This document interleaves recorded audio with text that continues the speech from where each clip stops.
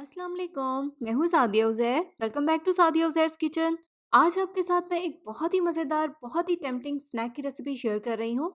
अब आप इसको कोई भी नाम दे सकते हैं, पापड़ी चाट या कटोरी चाट। और जब आप चाट की ये रेसिपी ट्राई करेंगे तो खाने वाले यकीनन इसे बहुत एंजॉय करेंगे और आपको ढेर सारी तारीफ़ें भी मिलेंगी। तो उन बहुत सारी तारीफ़ों के लिए रेसिपी को ट्राई करना भी मस्ट है। कमेंट सेक्शन में अपना एक्सपीरियंस भी ज़रूर शेयर कीजिएगा। तो चलिए अब जल्दी से अपनी रेसिपी स्टार्ट करेंगे। बिस्मिल्लाहिर्रहमानिर्रहीम।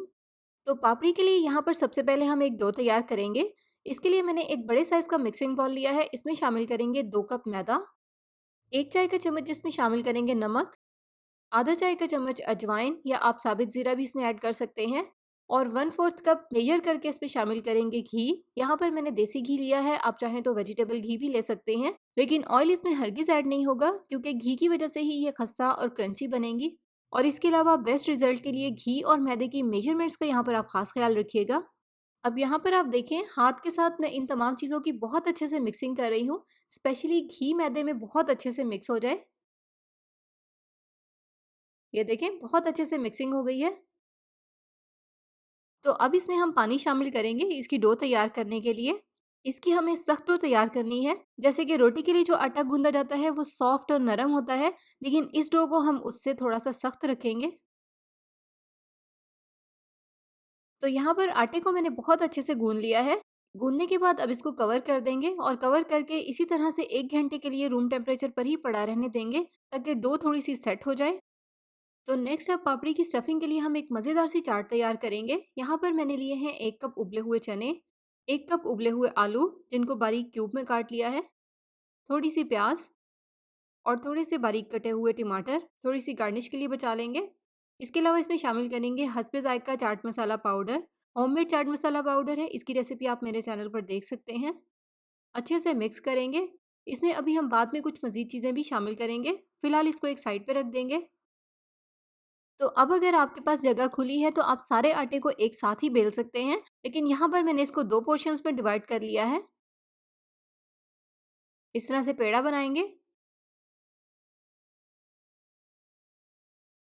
और बेलन की मदद से इसको बारीक बेल लेंगे। बेलने के बाद एक फ़ोर्क या टूथपिक्स की मदद से सारी डो में इस तरह से होल्स करेंगे। ये बहुत ही इंपॉर्टेंट स्टेप है क्योंकि अगर हम इसमें होल्स नहीं करेंगे तो फ्राई करते हुए ये गोलगप्पे की तरह फूल जाएँगी। तो पापड़ी को शेप देने के लिए इस तरह के या कोई भी छोटे साइज़ के मोल्ड का इस्तेमाल करेंगे। अब जिस मोल्ड में हमें इसको तैयार करना है उससे थोड़े से बड़े साइज़ का कटर लेंगे। डो को काटने के लिए आप किसी बाउल वगैरह का इस्तेमाल भी कर सकते हैं।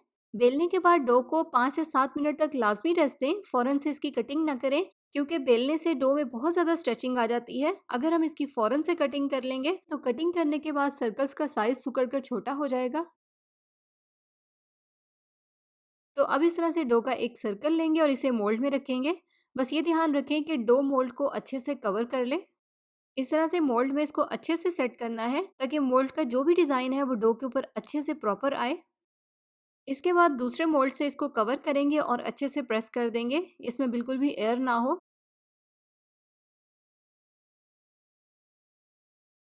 और एक्स्ट्रा डो को इस तरह से साइड से काट देंगे।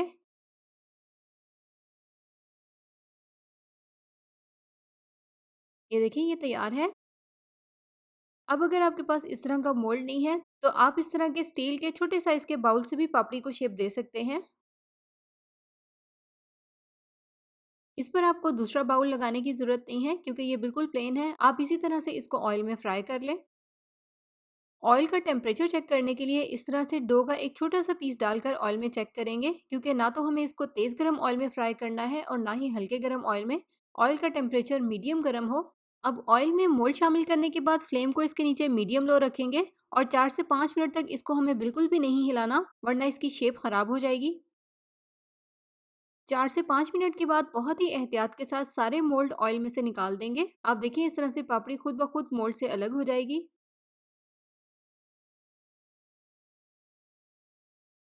तो अब हम इसको कलर आ जाने तक मीडियम फ्लेम पर ऑयल में फ्राई कर लेंगे ताकि बहुत अच्छा सा कलर भी आ जाए और ये क्रिस्पी भी हो जाए।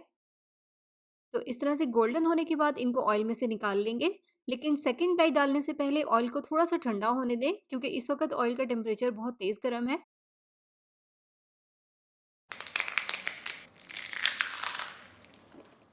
आप देखिए हमारी पापड़ी कितनी क्रिस्पी बनी है। अब इस तरह से हर एक में थोड़ी-थोड़ी चने और आलू की स्टफिंग डालेंगे जो हमने तैयार की थी।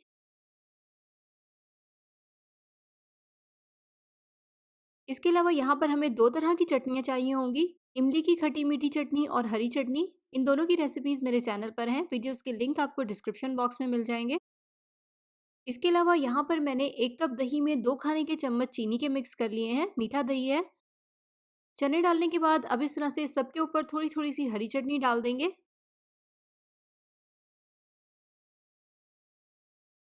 हरी चटनी के बाद इसके ऊपर डालेंगे थोड़ा-सा मीठा दही